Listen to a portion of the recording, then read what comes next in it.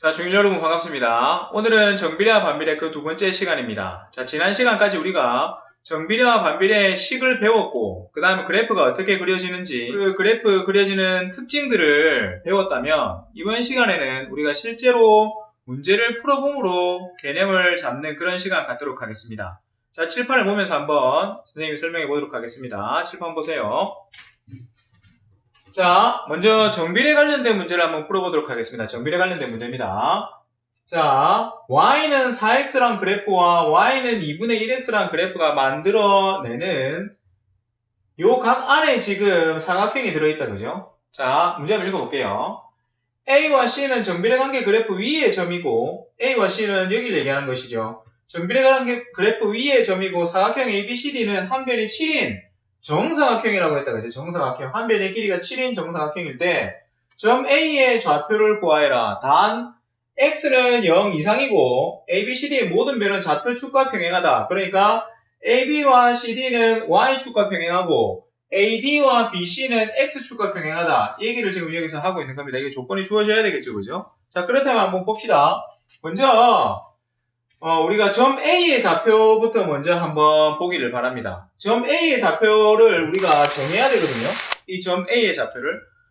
이런 비슷한 유형의 문제들이 제법 있습니다. 그 문제들을 풀 때에 항상 우리가 어떤 점의 좌표를 먼저 정해야 된다는 거 반드시 기억을 해두시고요. 중학교 1학년 때 나오는 문제들 중에 이 문제가 조금 어려운 문제에 속합니다. 그러니까 잘 기억해두세요. 처음에 어떻게 접근을 하는지 한번 잘 보시길 바랍니다. 자, 방금도 선생님이 얘기했지만 점 A의 좌표를 우리가 정해야 됩니다. 점 A의 좌표. 자, 그러면 점 A의 좌표 여기다 쓸게요, 풀이를. 점 A의 좌표를 뭐라고 둘까요? X의 값을 얼마인지 모르니까 A라고 두면 Y의 값이 얼마가 되냐면 바로 4A가 되는 거죠. 왜냐하면 점 A의 좌표는 Y는 4X라는 그래프 위에 있잖아요, 그죠? 그래서 그 A의 좌표에 X의 값이 얼마인지 몰라서 우리가 A라고 뒀다면 요 그래프가, 요 점이 바로 이 그래프 위에 있기 때문에 X에다가 A를 대입시키면 나오는 그 값이 바로 Y잖아요, 그죠? 그래서 A점의 좌표는 A, 4A라고 할 수 있는 겁니다. 무슨 말인지 알겠죠? 자, 그 다음에 A, 4A라고 구했고, 그 다음에 정사각형, 한 변의 길이가 여기도 7이고, 여기도 7인 그런 정사각형이라고 했죠. 자, 그렇다면 한번 봅시다. AD의 길이하고 물론 네 변의 길이가 다 똑같다, 그죠? 자, 그렇다면 우리가 C점도 우리가 한번 볼까요? C점을 한번 보도록 하죠. 자, C점은 Y는 2분의 1X 그래프 위에 있는 점인데, 자, 한번 보세요. A의 X의 값이 아까 우리가 A라고 했죠. 자, 그래, 거기에서 7만큼 더 오른쪽으로 갔기 때문에 C점의 X의 값은 바로 얼마가 됩니까? A 플러스 7이 되겠죠. 맞습니까? 그 다음에 Y 값도 한번 보세요. 이 녀석의 A점의 Y 값이 지금 우리가 4A라고 했죠. 그러면은 여기가 4A니까 C점의 Y 값은 바로 여기서 7만큼 내려가야 되니까 어떻게 됩니까? 4A-7이 되는 겁니다. 그래서 A점의 좌표는 A,4A고 C점의 좌표는 A 플러스 7, 4A-7이 된다는 겁니다.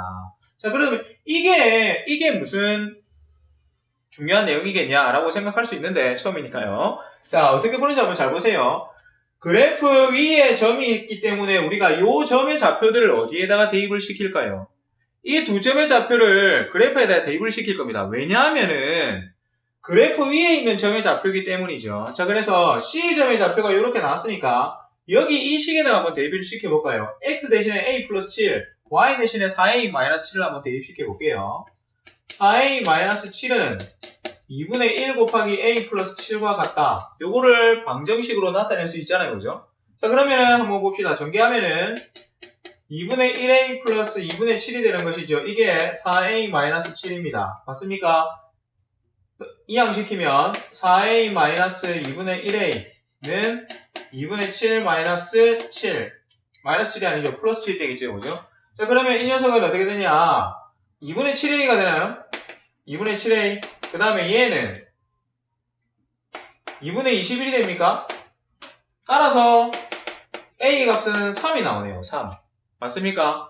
자, A 값이 3이 나왔으면 우리는 지금 A 값을 구하는 게 문제가 아니고 점 A의 좌표를 구하는 게 문제입니다. 그죠? 그래서 이 A 값을 여기다 대입을 시켜야 되겠죠. 따라서 우리가 구하고자 하는 A 값은 3,12라고 하면은 제대로 계산을 하게 되겠습니다.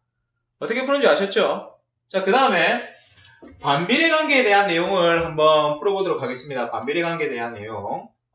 이 녀석도 지금 그래프가 나와 있죠. 자, 그래프 한번 봅시다.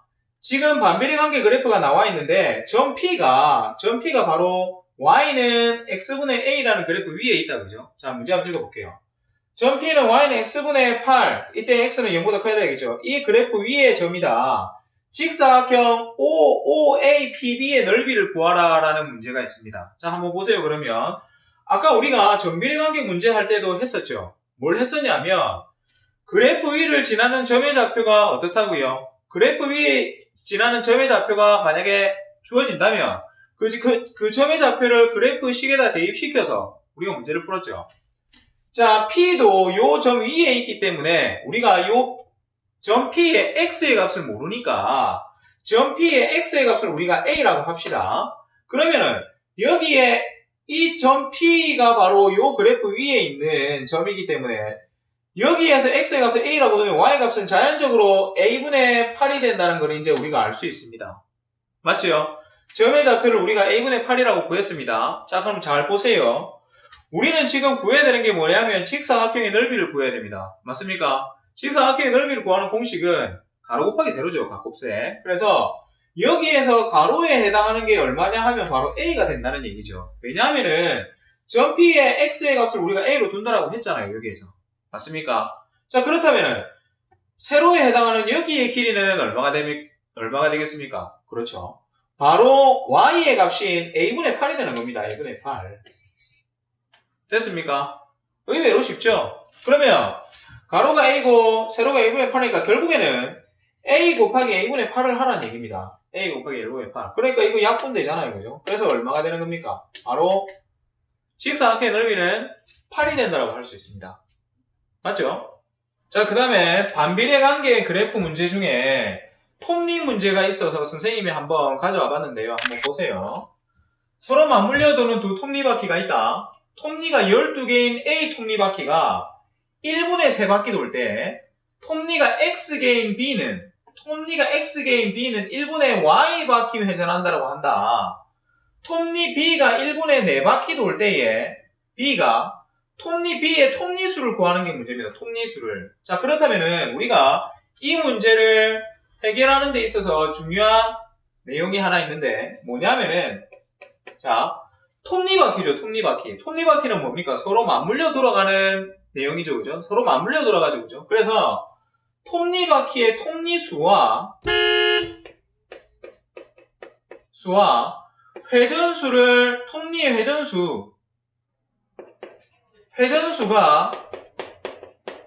회전수를 곱해가지고 우리가 문제를 풀어낸다라고 생각하면 됩니다. 무슨 말이냐면 A라는 톱니와 B라는 톱니가 맞물려서 돌아가기 때문에 A 톱니의 수와 A 바퀴의 회전수가 바로 무엇이랑 같으냐 하면 B 바퀴의 톱니수와 곱하기 B 바퀴의 회전수랑 같다. 이 말입니다. 그러니까 우리가 이 톱니바퀴 문제를 해결하기 위해서는 바로 이런 개념을 우리가 알아야 된다는 얘기입니다. 이런 개념을. 무슨 말인지 알겠습니까? 자, 그러다 한번 보세요. A 톱니수가 A 톱니바퀴가 1분의 3바퀴 돌 때 톱니가 X개, 지금 톱니가 12개인 A 바퀴라고 했죠. 그러면 A는 12 곱하기 지금 회전수가 얼마입니까? 1분의 3바퀴 돌 때 3은 톱니가 X개인 B는 X 곱하기 Y바퀴 회전한다. Y. 이렇게 해가지고 우리가 관계식을 나타낼 수 있는 겁니다. 자, 얼마입니까, 이거? 36이죠? 36은 XY란 얘기죠. 따라서 Y는 X분의 36이라는 관계식이 나오는 겁니다. 여기서 끝나는 게 아니죠. 우리가 구해야 되는 것은 뭡니까? 바로 톱니 B의 톱니수를 구하는 거죠. 자, 그래서 봅시다. 톱니바퀴 B가 1분의 4바퀴 돌 때에 지금 Y가 지금 바퀴 수라고 했으니까 4바퀴 돈다 했으니까 여기에다가 4를 대입시키면 된다는 얘기 아니겠습니까? 그죠? 그래서 4바퀴 돌 때 톱니 B의 톱니수 X를 구하라는 얘기죠. 그래서 4는 x분의 36 이렇게 되는 겁니까? 맞아요. 그러면 따라서 x는 9 해서 톱니의 수는 바로 9개가 된다는 얘기입니다.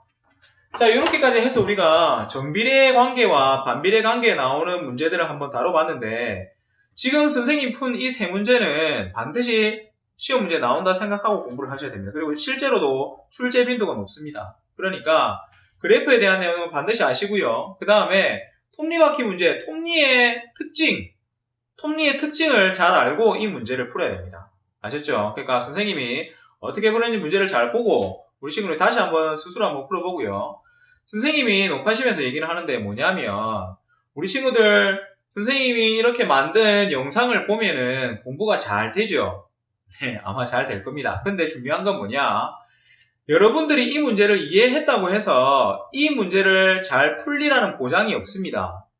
무슨 말이냐면 이 문제를 한번 보고 쌤이 어떻게 푸는지 한번 보고 반드시 우리 친구들이 스스로 푸는 시간을 가져야 된다는 겁니다. 그런 시간이 없으면은 오랫동안 기억을 할 수가 없습니다. 알겠죠?